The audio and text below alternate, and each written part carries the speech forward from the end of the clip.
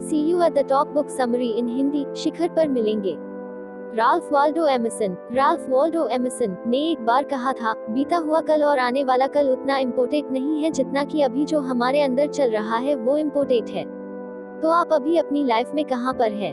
क्या आपको लगता है कि आपने अपनी सारी एबिलिटीज यूज कर ली है? क्या आपने अब तक अपना बेस्ट किया है? या शायद आपको लगता है कि अभी तक आपने अपनी लाइफ में कुछ भी अचीव नहीं किया जो आप डिजर्व करते हो? अगर ऐसी बात है तो ये बुक समरी आपके हिसाब से एकदम परफेक्ट चॉइस है। कई बार हम लोगों को देखते हैं और खुद से पूछते हैं, क्या मैं भी कभी ऐसा बन पाऊंगा? अगर मेरे पास ये होता या वो होता तो मैं भी सक्सेसफुल होता। लेकिन ये बड़ी नेगेटिव थिंकिंग है। अभी इसी टाइम, इसी मोमेंट आपके पास वो सब कुछ है जो आपको सक्सेसफुल होने के लिए चाहिए, क्योंकि आपके पास आप खुद हो और वो सब कुछ है जो आपको टॉप पे ले जा सकता है। एक बड़ी पॉपुलर स्टोरी है एक ओल्ड मैन के बारे में जो मरने वाला था। अपने आखिरी पलों में उस आदमी को पता चला कि जिस घर में वो इतने सालों से रह रहा था उसके नीचे असल में सोने की खान है। उसे कभी पता ही नहीं चला कि वो एक्चुअल में इतना अमीर है, और इस बात से अनजान उस ओल्ड मैन ने अपनी पूरी लाइफ उस घर में गुजार दी थी। लेकिन आप उस ओल्ड मैन की तरह मत बनो। इस बुक समरी का गोल आपके अंदर छुपी पोटेंशियल को बाहर निकालना है। ये आपको एक्शन लेने में हेल्प करेगी। ये आपको अपनी एबिलिटीज को मैक्सिमाइज करने के लिए इंस्पायर करेगी ताकि आप और आपके आसपास के लोग एक बेटर लाइफ जी सके। मान लो आप सबसे नीचे वाली सीढ़ी में खड़े हो और टॉप पर पहुंचना चाहते हो, और टॉप पर एक दरवाजा है जो आने वाले कल का है, और इस दरवाजे के पीछे happiness, peace, wealth, security, good health और ढेर सारे मौके हैं। बेशक आप भी इस दरवाजे तक पहुंचना चाहते हो, लेकिन यहाँ तक पहुंचने के लिए कोई लिफ्ट नहीं है और कोई और शॉर्टकट भी नहीं है, बल्कि आपको सारे स्टेप्स लेने हैं, तब जाकर आप वहां पहुंच सकते हैं। इसलिए आपको एक स्टेप लेना सीखना होगा। फर्स्ट स्टेप सेल्फ इमेज की है। सेकंड स्टेप है दूसरों के साथ आपके रिलेशनशिप। थर्ड स्टेप है गोल्स। फोर्थ स्टेप है एटीट्यूड। फिफ्थ स्टेप है वर्क, और फाइनली सिक्स्थ स्टेप डिजायर है। तो अब अपना फर्स्ट स्टेप लेने का टाइम आ गया है। टॉप तक जाने की आपकी जर्नी आज से स्टार्ट होती है। बेकार की नेगेटिव थिंकिंग को डंप कर दो। आपके अंदर ही एक गोल्ड माइन मौजूद है। एक काइंड, टैलेंटेड और सक्सेसफुल इंसान आपके अंदर छुपा बैठा है, लेकिन आप टॉप पर क्यों नहीं पहुंच पा रहे? इसका एक रीजन शायद ये है कि आपने अब तक नेगेटिव थिंकिंग छोड़ी नहीं है। एक कहावत है, आप जहां हो वहां इसलिए हो क्योंकि आप एग्जैक्टली वहीं पर होना चाहते हो। हो सकता है आपका दिल टूटा हो सकता है आप लाइफ में बहुत कंप्रोमाइज कर रहे हो, या शायद दोस्तों और रिश्तेदारों से आपकी अनबन चल रही हो। तो क्या आप लाइफ में यही चाहते थे? क्या यही आपकी एक्सपेक्टेशन है? आप मानो या ना मानो, इसके पीछे रीजन आपकी गार्बेज थिंकिंग या नेगेटिव थिंकिंग है। बचपन से ही हमें अपनी लाइफ को लेकर नेगेटिव आइडियाज और कमेंट्स मिलने शुरू हो जाते हैं। वो आपके कुछ यूं बोलते हैं, तुम तो बस यही कर सकते हो, या तुम बस यही बन सकते हो, लेकिन एक्चुअल में ऐसा नहीं है। लोग चाहे आपको कितना भी डिस्करेज कर ले, आप उन पर बिलीव मत करो। आपका बैकग्राउंड चाहे जो भी हो वो मैटर नहीं करता। मैटर करता है आपकी लाइफ का एम क्या, और उस एम को पूरा करने के लिए आप क्या कर रहे हो। बहुत से लोग अपनी प्रॉब्लम्स के लिए पेरेंट्स को ब्लेम करते हैं, या फिर अपने रिलेटिव्स, बॉस या कम्युनिटी को कोसते रहते हैं। एक बार एक शहर के अंदर एक बड़ा सा गार्बेज डंप था। 100 सालों तक लोग वहां पर अपना सारा कचरा डालते रहे। साल दर साल कचरा जमा होता रहा, और फिर एक दिन कुछ प्रोग्रेसिव लोगों को उस गार्बेज डंप में कुछ डिफरेंट नजर आया। व्यू पॉइंट चेंज हुआ तो लोगों को वहां पर कचरे की जगह एक बड़ा सा शॉपिंग सेंटर नजर आने लगा। और बस फिर क्या था, लोगों ने वहां कचरा डालना बंद कर दिया और उस जगह को अच्छी मिट्टी से भरना शुरू कर दिया।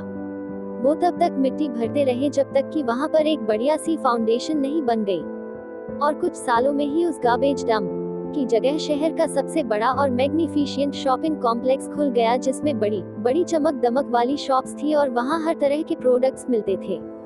जिस जगह पर लोग नाक बंद करके निकलते थे, अब वो शहर की सबसे खूबसूरत जगह थी। और ये सब इसलिए हुआ क्योंकि लोगों ने अपनी ओल्ड थिंकिंग छोड़कर एक new way of thinking apply की। तो आप भी इस वक्त अपने पास्ट का गार्बेज लेकर घूम रहे हो, लेकिन इसका कोई बेनिफिट नहीं है। इसलिए आज के दिन से ही आप अपनी लाइफ का फर्स्ट डे लेकर चलो। Black balloon, the black balloon. जैसा हमने पहले भी कहा है, आपके पास वो सब है जो आपको सक्सेसफुल होने के लिए चाहिए। आप सक्सेसफुल होने के लिए ही बने हैं। आपकी सक्सेस और ड्रीम लाइफ आपके साथ स्टार्ट होती है। खुद पर डाउट मत करो और ना ही कोई एक्सक्यूजेस दो। ये वेट मत करो कि एक दिन लाइफ में बिग ब्रेक मिलेगा। अपनी एबिलिटीज पर बिलीव करके तो देखो, आपकी ड्रीम लाइफ आपके हाथों में होगी। एक बार एक आदमी था जो न्यूयॉर्क सिटी में गुब्बारे बेचता था। जब उसके गुब्बारे नहीं बिकते थे तो वो कस्टमर्स को अट्रैक्ट करने के लिए एक बलून हवा में उड़ा देता था, और लोग हवा में उड़ता बलून देखकर उसके पास बलून लेने आ जाते थे। और वो आदमी हर टाइम एक डिफरेंट कलर का बलून उड़ाता था, कभी व्हाइट, रेड या कभी येलो। एक दिन एक छोटा नीग्रो लड़का उसके पास आया। उसने अपनी स्लीव्स ऊपर चढ़ाई हुई थी। उसके बलून वाले से पूछा, अगर तुम ब्लैक बलून को छोड़ दोगे तो क्या वो भी ऊपर उड़ जाएगा? बेटा, बलून के अंदर जो हवा है वो उसे ऊपर ले जाती है, बलून वाले ने जवाब दिया। आप आज लाइफ में जो भी है, जहाँ भी है, इससे कोई फर्क नहीं पड़ता, और आप बात जान ले तो अच्छा होगा। फर्क पड़ता है तो इस बात से कि आपके अंदर वो क्या चीज है जो आपको लाइफ में ऊपर तक लेके जाएगी। Step first, self image. Self image top तक पहुंचने की जर्नी आपके अंदर से ही स्टार्ट होती है। ये उतना इजी नहीं है, लेकिन ये बात सच है। अगर आप ही खुद पे बिलीव नहीं करोगे तो दूसरों से आप कैसे एक्सपेक्ट कर सकते हो कि वो आप पर ट्रस्ट करे? सबसे पहले तो आपको अपनी नेगेटिव सेल्फ इमेज से छुटकारा पाकर एक पॉजिटिव सेल्फ इमेज बिल्ड करनी होगी। खुद को अलग नजरिए से देखो। इमेजिन करो कि आपके फ्रेंड्स आपसे कुछ ऐसे बोल रहे हैं, दोस्त, मैं तुम्हें डिस्टर्ब नहीं करता चाहता, और मैंने पैसों या किसी और फेवर के लिए भी कॉल नहीं किया। मैं तो तुम्हें बस इतना बोलना चाहता हूँ कि तुम एक अमेजिंग पर्सन हो और अपने करियर और लोगों के लिए काफी कुछ कर रहे हो। मुझे तुम्हारी फ्रेंडशिप पसंद है क्योंकि तुम मुझे इंस्पायर और मोटिवेट करते हो कि मैं जो भी करूँ अपना बेस्ट करूँ। तुम एक ग्रेट फ्रेंड हो जिसके साथ रहकर एनकरेजमेंट मिलती है। बस मैं यही कहना चाहता हूँ और उम्मीद करता हूँ हम जल्द मिलेंगे। अब इन वर्ड्स को सुनने के बाद भला किसे अच्छा नहीं लगेगा? आपको पता चलेगा कि आपके फ्रेंड्स आपके अंदर क्या पॉजिटिविटी देखते हैं। अचानक से आपका कॉन्फिडेंस बढ़ जाएगा। आपको लगेगा कि आप तो बहुत कुछ कर सकते हो, और एक बार जब आपकी इमेज इम्प्रूव होगी तो परफॉर्मेंस भी अपने आप इम्प्रूव हो जाएगी। लेकिन कभी ऐसा भी होता है कि आप जरा भी मोटिवेटेड फील नहीं कर पाते। आपको लगता है कि बस मैं इतना ही अचीव कर सकता हूँ, इससे ज्यादा नहीं, मेरी लिमिट बस इतनी ही है। जब भी आप ऐसा सोचते हैं, असल में खुद से ही नजरें चुरा रहे होते हैं। एक बार इमानुएल निंगर नाम का एक टैलेंटेड पेंटर था। 1880 में वो बड़ा पॉपुलर हुआ करता था, अपने बनाए पोर्ट्रेट्स के लिए नहीं बल्कि नकली डॉलर नोट के लिए। एक बार इमानुएल एक लोकल ग्रोसरी स्टोर से टिनप ले रहा था। उसने कैशियर को $20 का नोट दिया। कैशियर ने देखा कि पैसे लेते वक्त उसकी फिंगर्स में इंक लग गया है, लेकिन उसने ज्यादा ध्यान नहीं दिया और पैसे ले लिए। बेशक इमानुएल कुछ अलग टाइप का आर्टिस्ट था, लेकिन वो फ्रॉड नहीं हो सकता था। उस कैशियर ने नोट के पैसे काट कर बाकी चेंज इमानुएल को वापस कर दिया। लेकिन बाद में जब उसने वो नोट चेक किया तो उसे असलियत पता चल गई। उसने तुरंत पुलिस को कॉल किया। $20 उन दिनों बड़ी रकम हुआ करती थी। एक पुलिस वाले को वो नोट असली लग रहा था, लेकिन दूसरा कंफ्यूज था क्योंकि नोट में से इंक छूट रही थी। उन्होंने सर्च वारंट इश्यू किया और इमानुएल के घर पहुंच गए। वहां जाकर उन्होंने जो कुछ देखा उससे पुलिस वाले हैरान रह गए। उन्हें एक छत के अंदर इमानुएल का काम करने का कमरा मिला, जहां पर उसने $20 के कई सारे फेक नोट्स बनाकर रखे हुए थे। उन्होंने एक $1 का बिल भी देखा जिसे इमानुएल ने सूखने के लिए डाला हुआ था। इमानुएल एक स्किल्ड आर्टिस्ट था। वो इतना एक्सपर्ट था कि उसने $20 एकदम असली दिखने वाले फेक नोट बनाए थे जिन्हें देखकर कोई भी धोखा खा सकता था। और उसी दिन इमानुएल को अरेस्ट कर लिया गया। इस कंट्रोवर्सी की वजह से उसके हर एक आर्टवर्क का रेट $5000 से बकर $76000 तक पहुंच गया। लेकिन अगर इमानुएल ने इतना टाइम और एफर्ट्स और ज्यादा पोर्ट्रेट बनाने में लगाया होता तो वो काफी पैसा कमा सकता था। क्या पता तब वो और ज्यादा सक्सेसफुल होता। लेकिन इमानुएल ने अपनी एक्स्ट्राऑर्डिनरी टैलेंट को फ्रॉड कामों के लिए यूज किया। शायद आपकी लाइफ में भी कभी ऐसा टाइम आया होगा जब आपको अनप्रोडक्टिव होने की फीलिंग आई हो। ये हम सबके साथ होता है कि जब हमारी बुरी हैबिट्स और नेगेटिव थॉट्स हम पर हावी होने लगते हैं, ऐसे में हम खुद को बड़ा एवरेज सा फील करते हैं। लेकिन इन फीलिंग्स को चेंज करना आपके हाथ में है, क्योंकि आप चोर बनो या जीनियस, ये सिर्फ आपकी चॉइस पे डिपेंड है। लेकिन इसके उलट जब आप खुद को एक ऐसा इंसान समझते हो जो कुछ भी अमेजिंग कर सकता है, तो ऑटोमेटिकली आपकी परफॉर्मेंस इंप्रूव होने लगती है। जब चाहो तो आप ट्राई करके देख लो। आप खुद के लिए अच्छा फील करोगे तो आपके साथ साथ औरों की लाइफ भी इंप्रूव होने लगेगी। स्टेप सेकंड, दूसरों के साथ आपका relationship, your relationship with others. Positive self image आप जितनी जल्दी लाइफ में अप्लाई करोगे उतना आपका कॉन्फिडेंस बढ़ेगा और परफॉर्मेंस बेटर होगी। और लोगों को देखने का आपका जो नजरिया है उस पर भी यही सेम चीज अप्लाई होती है, क्योंकि जब आप लोगों की अच्छाई पर फोकस करेंगे तो उन्हें बेटर ट्रीट करने लगेंगे और फिर बदले में वो भी आपको बेटर रिस्पॉन्स देंगे, जो कि लोगों के साथ आपकी रिलेशनशिप इम्प्रूव करेगा। चाहे आपका बच्चा हो या पड़ोसी या फिर कलीग, आप सबके साथ एक बेटर रिलेशनशिप एंजॉय कर पाएंगे, बस आप अपना नजरिया चेंज करके देखो। कई बार किसी इंसान के साथ हम रिश्ता उतना कंफर्टेबल नहीं होता, लेकिन आप फिर भी उनमें कोई ना कोई पॉजिटिव बात देखने की कोशिश करो, फिर धीरे धीरे सिचुएशन बेटर होने लगेगी। एक बार एक बिजनेसमैन बड़ी जल्दी में सबवे की तरफ जा रहा था। रास्ते में उसने पेंसिल्स बेचने वाले एक आदमी के कप में $1 डाल दिया। वो आदमी ट्रेन में चढ़ा ही था कि उसे कुछ याद आया। वो उतरा और साइड वॉक पे जाकर उस पेंसिल बेचने वाले से कुछ पेंसिल्स ले ली। उसने उस आदमी से माफी मांगते हुए कहा कि सॉरी, जल्दबाजी में मैं पेंसिल्स लेना भूल गया था। आई होप कि आपको बुरा नहीं लगा होगा। आफ्टर ऑल आप भी मेरी तरह एक बिजनेसमैन है और आप सही रेट में अपना प्रोडक्ट बेच रहे हैं। कुछ मंथ्स बाद वो बिजनेसमैन एक सोशल गैदरिंग में गया। एक नीट सा स्मार्ट सेल्समैन उसके पास आया और बोला, शायद आपने मुझे पहचाना नहीं और मुझे भी आपका नाम नहीं पता, लेकिन मैं आपको कभी नहीं भूल सकता। आप ही वो है जिसने मुझे मेरी सेल्फ रिस्पेक्ट याद दिलाई। मैं पहले भिखारी था और पेंसिल्स बेचता था, लेकिन आप वो इंसान है जिसने पहली बार मुझे बिजनेसमैन बोला। तो एक सिंगल मुलाकात ने उस ओल्ड मैन की लाइफ चेंज कर दी। उस बिजनेसमैन की तरह आप भी दूसरों की लाइफ को बड़े ही सिंपल वे में टच कर सकते हो। हो सकता है आप किसी को जानते हो जो मुश्किल में हो, कोई बच्चा या कोई पड़ोसी या आपका कोई कलीग या फिर कोई ऐसा जिसके साथ आप गुड टर्म्स में नहीं है। फिर भी आप ट्राई करो, उनके अंदर कोई ना कोई तो अच्छाई होगी। हो सकता है कि वो प्यार के भूखे हो, आप उन्हें उनकी वैल्यू फील कराओ, उन्हें पॉजिटिव थॉट दो, उन्हें अपने अंदर की गुडनेस देखने में हेल्प करो, क्योंकि दुनिया में हर कोई एक बेटर ट्रीटमेंट डिजर्व करता है और आपके सिंपल जेस्चर से आप उनकी लाइफ में इम्प्रूवमेंट ला सकते हैं, बेशक छोटी सी। जिस नजरिए से आप उन्हें देखते हैं उसी तरह ट्रीट करते हैं और जिस तरह आप उन्हें ट्रीट करते हैं अक्सर वो वही बन जाते हैं। तो आप अपने बच्चों को कैसे ट्रीट करते हैं, आपके कलीग्स आपके साथ कैसे हैं, अगर आप टीचर हैं तो आपको कैसे स्टूडेंट्स मिले हैं, ये सब कुछ आपके पर्सपेक्टिव पर डिपेंड करता है कि आप लोगों के साथ कैसा बिहेव करते हैं। आप बस अपना नजरिया बदलो, बाकी अपने आप चेंज हो जाएगा। स्टेप 3, लक्ष्य गोल्स। इस पॉइंट पे आके आपने एक अच्छी सेल्फ इमेज क्रिएट की है और लोगों के साथ आपके रिलेशनशिप्स भी अच्छे हैं। आप मेहनत करते हैं, खुद को बिजी रखते हैं, लेकिन किसके लिए? ऐसा क्या है जो आप अचीव करना चाहते हैं? लाइफ में गोल्स बहुत इम्पोर्टेंट है, उनके बिना आप लॉस्ट हो जाएंगे, क्योंकि कोई डायरेक्शन नहीं होगी तो आप कभी भी अपनी मंजिल नहीं पा सकते। एक बायोलॉजिस्ट ने एक बार कैटरपिलर्स यानी तितली के बच्चे के साथ एक एक्सपेरिमेंट किया। ये सारे कैटरपिलर्स अंधे थे और अपने आगे वाले कैटरपिलर को फॉलो करते थे।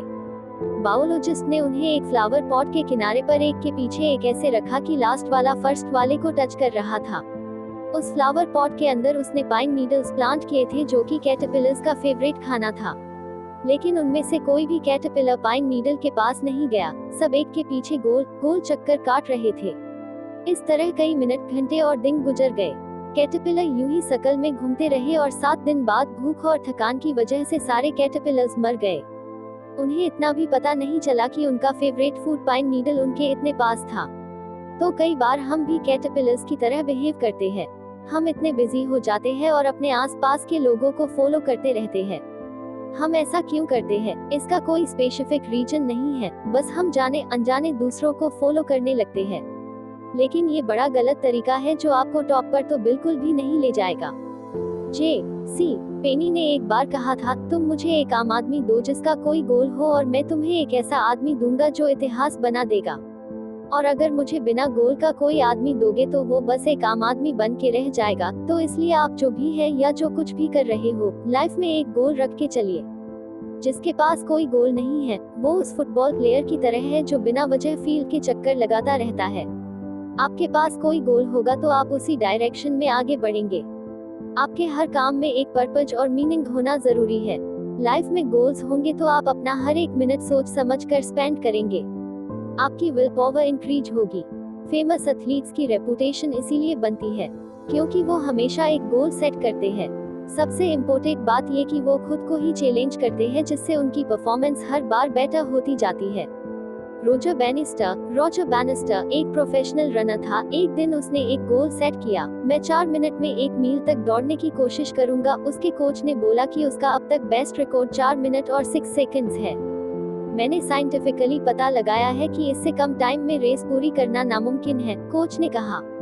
और डॉक्टर ने कहा, तुम 4 मिनट में 1 मील दौड़ना चाहते हो, मगर क्यों? तुम्हारा हार्ट तुम्हारे सीने से निकल आएगा, तुम ये कर ही नहीं पाओगे। सबको लगता था कि 4 मिनट पर मील की रेस ह्यूमन कैपेसिटी के बस में नहीं है, लेकिन रॉजर डिस्करेज नहीं हुआ। उसने पूरा फोकस अपने गोल पर लगाया और लास्ट में इम्पॉसिबल को पॉसिबल करके दिखा दिया। रॉजर पहला रनर था जिसने 4 मिनट पर 1 मील की रेस पूरी की थी।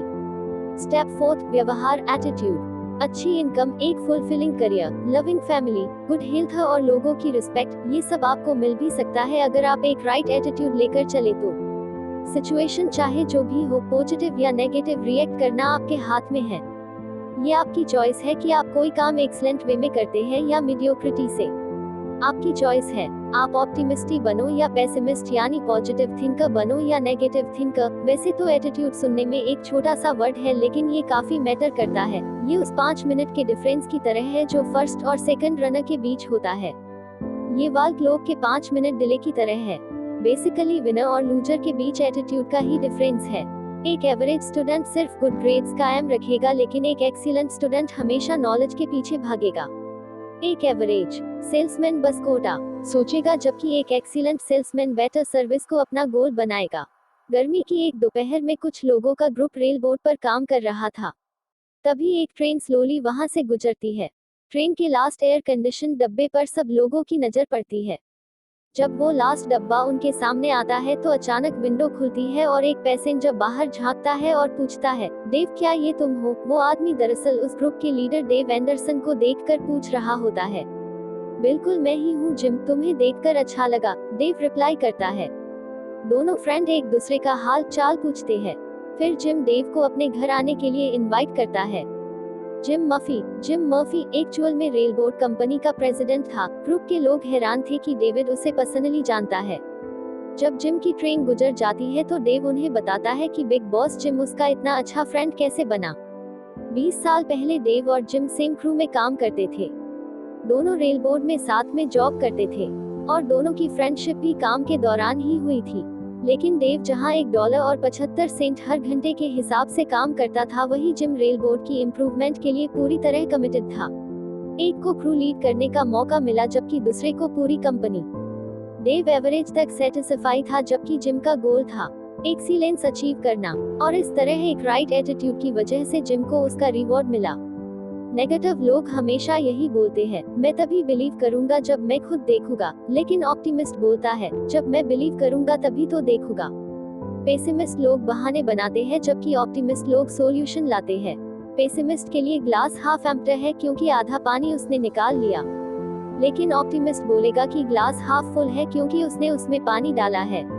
लाइफ में सक्सेस और फेलियर के बीच अक्सर 1 या 2 इंच का डिफरेंस होता है। एक बार 2 रियल्टी एजेंट्स थे जो एक पार्टी अटेंड करने गए। उस टाइम जनरल मोटर्स स्ट्राइक पर थी और इकोनॉमी पर इसका काफी बड़ा इम्पैक्ट पड़ रहा था। पेसिमिस्ट आदमी के लिए तो ये सेलिंग का वर्स्ट टाइम चल रहा था। लोग फूड, क्लोथ्स, शूज तक नहीं खरीद पा रहे थे। तो जाहिर है ऐसे में कोई घर खरीदने के लिए तो बिल्कुल भी इंटरेस्टेड नहीं होगा। मैंने कब से कोई घर नहीं बेचा, ऐसा ही चलता रहे तो जल्दी ही मैं बैंकरप्ट हो जाऊंगा, पेसिमिस्ट एजेंट ने कहा। उसके नेगेटिव थॉट्स उसे मिजरेबल फील करा रहे थे, लेकिन तभी पार्टी में एक नए इंसान के आने से मूड चेंज हो गया। वो लेडी भी एक रियलेटर ही थी। उसने बताया कि बहुत सारे बायर्स उसे फोन कर रहे हैं क्योंकि प्रॉपर्टी इतनी सस्ती जो हो गई थी। जनरल मोटर्स की स्ट्राइक की वजह से रेट डाउन हो गए थे। वो लेडी अपने कस्टमर्स को उनका ड्रीम हाउस लेने में हेल्प कर रही थी। अगर ये स्ट्राइक आगे 6 वीक्स और चली तो मेरे पास काफी पैसे आएंगे, उस ऑप्टिमिस्ट लेडी ने कहा। दोनों रियलेटर्स की सेम सिचुएशन थी, लेकिन वो लेडी इसे स्माइल के साथ फेस कर रही थी। वहीं पेसिमिस्ट एजेंट को इसमें नेगेटिविटी दिख रही थी। अपने पॉजिटिव एटीट्यूड की वजह से उस लेडी को अपने सामने अपॉर्चुनिटीज नजर आ रही थी, जिसका उसने खूब बेनिफिट लिया और सक्सीड हुई।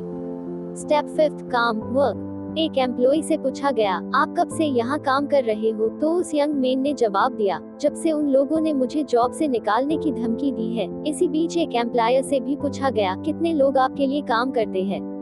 तो उसका जवाब था, अबाउट हाफ ऑफ देम, यानी मेरे पास जितने एम्प्लॉय हैं उनमें से आधे।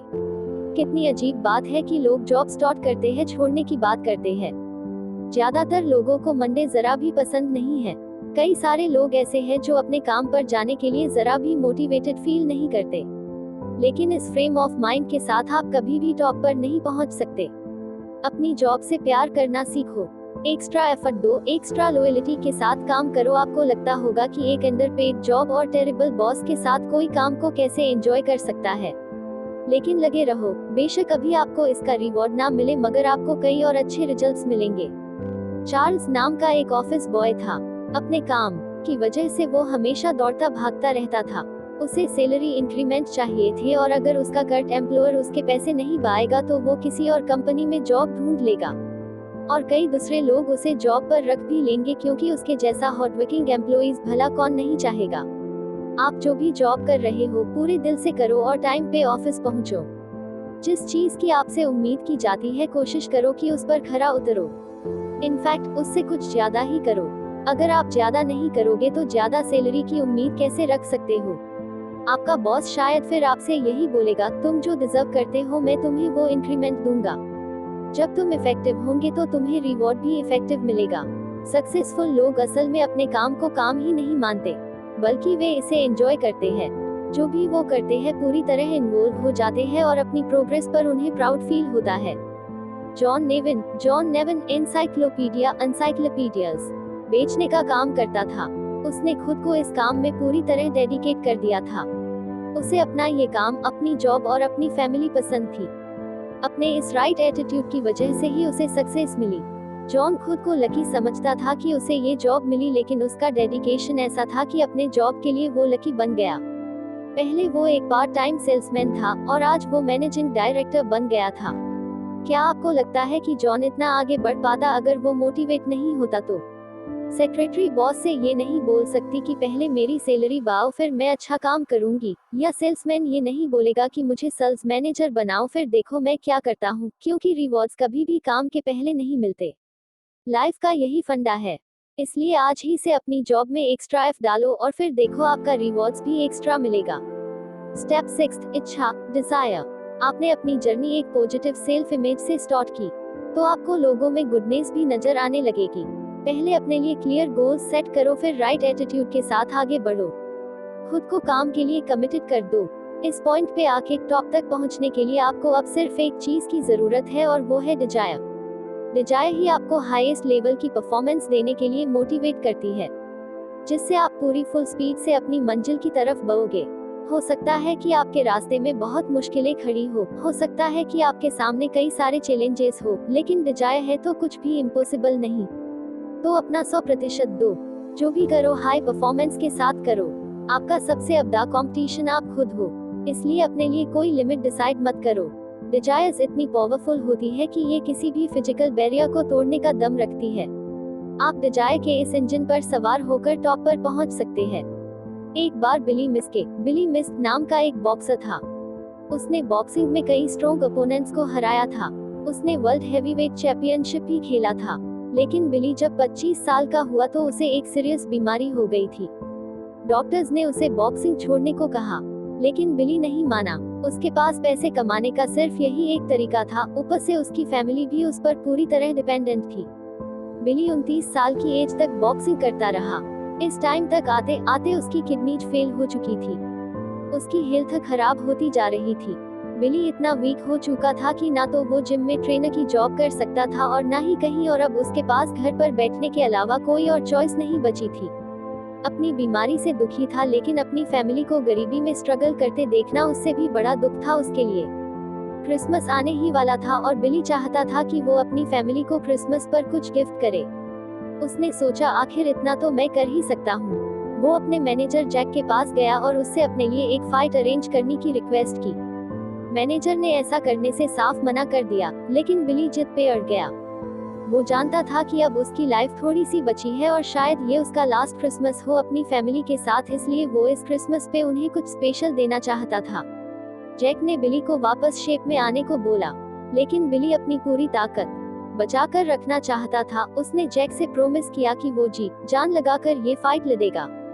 उसके बेटर जजमेंट के उलट मैनेजर ने बिली के लिए एक अच्छा अपोनेंट भी ढूंढ लिया था। बॉक्सिंग मैच नेक्सका में होना डिसाइड हुआ। बिली को जॉन ब्रेनन से फाइट करनी थी, जो उसी की तरह एक स्ट्रॉन्ग फाइटर था। कई मंथर्स के बाद बिली वापस रिंग में उतरने जा रहा था। उसकी बॉडी वीक थी, लेकिन उसके इरादे बहुत मजबूत थे और उस दिन वो $2400 के साथ घर लौटा। बिली ने अपनी पूरी प्राइज मनी स्पेंड करके अपनी फैमिली के साथ अब तक का सबसे बेस्ट क्रिसमस सेलिब्रेट किया। लेकिन 26 दिसंबर को उसकी फैमिली उसे लेकर हॉस्पिटल भागी। न्यू ईयर के ठीक एक दिन पहले बिली की डेथ हो गई। उसके फ्रेंड्स बिलीव नहीं कर पा रहे थे। सिर्फ 6 वीक पहले ही तो उसने अपने अपोनेंट को राउंड 4 में नॉक आउट किया था। ये थी डिजायर की पावर, जो बिली के लास्ट पंच के पीछे थी।